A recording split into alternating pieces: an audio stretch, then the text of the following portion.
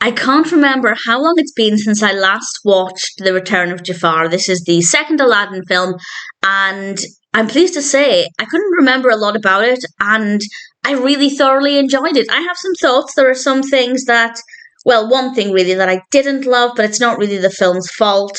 It's kind of Disney's fault, but I will talk about that in a moment. But in general, I think it's a pretty solid film, a decent sequel. This was released in 1994. It's directed by Toby Shelton, Tad Stones, and Alan Zaslove, and it's written by quite a lot of people. I won't go through them all, but we have a lot of writers creating what I think is a pretty brilliant script, the dialogue in particular, with certain characters, namely Genie and Jafar. Absolutely loved. And we have a voice cast including Gilbert Gottfried as Iago. We have Jonathan Freeman as Jafar, Scott Weinger as Aladdin. Brad Kane is the singing voice for Aladdin. We also have Linda Larkin as Princess Jasmine, Liz Callaway as the singing voice for Jasmine, and Dan Castellaneta as Genie. And this is the bit that I don't love. It's absolutely not Castellaneta's fault. And I was even thinking to myself as I was watching this, had Castellaneta been the first Genie, I probably would have thought, yeah, that's a pretty brilliant casting. However, Robin Williams is one of my favourite people ever. Not just favourite actor, just favourite people to ever have existed. And he was perfect as the Genie. But he decided he didn't want to return as the Genie because Disney had used his voice in some marketing or something, and he felt like they betrayed him because they said they wouldn't. And quite rightly, he decided, well, I'm not going to voice the Genie for you in Return of Jafar. So it's a little bit more complicated than that. It's quite fascinating. If you want to read about it online, I definitely recommend it. But the point there is that I love Robin so much. And it's not that I can't get on board with Castellaneta as the Genie. I think he does an amazing job. A couple of times he sounded like Homer, which was a bit bizarre. And as I said, had Robin never played the Genie, I would have said Castellaneta is a fantastic, perfect choice. So I think he did a great job.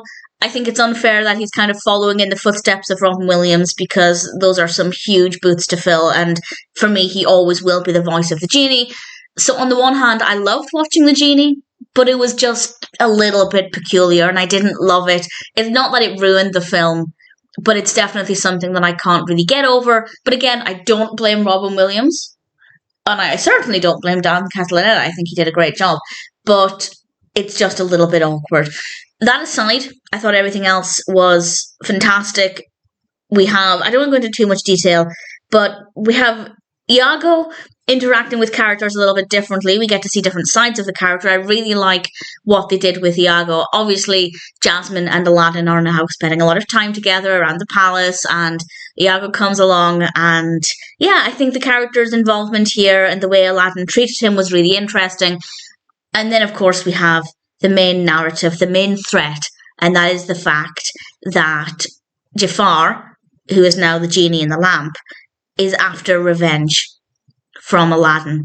And it's a fabulous narrative. It works really well. It's straightforward on the one hand, but obviously there are a lot of twists and turns to keep it interesting and unpredictable.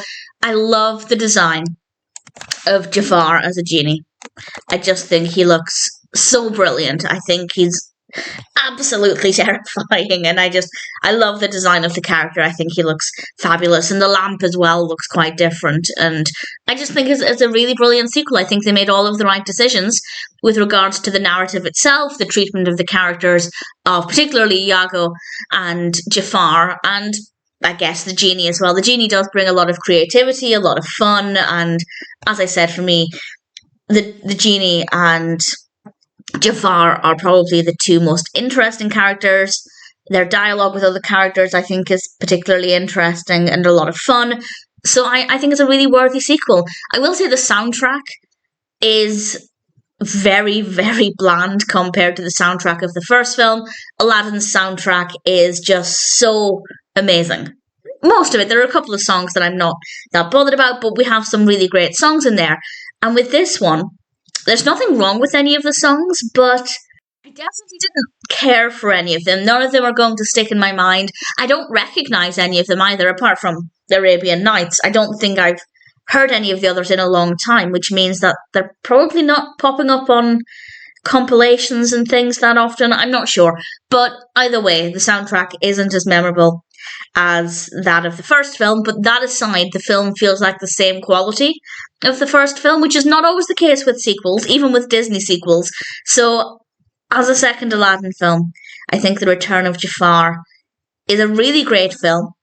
I think they did the best that they could with the Genie, and I think Dan Castellaneta absolutely did a fantastic job. But considering I love Robin Williams so much, it's difficult, because also when I'm watching it, I'm thinking, well, he was hurt by Disney and they betrayed him, or at least he felt like he betrayed him. Some might argue otherwise, but that's obviously constantly in my mind when I see the Genie. But that aside, they did a great job with it.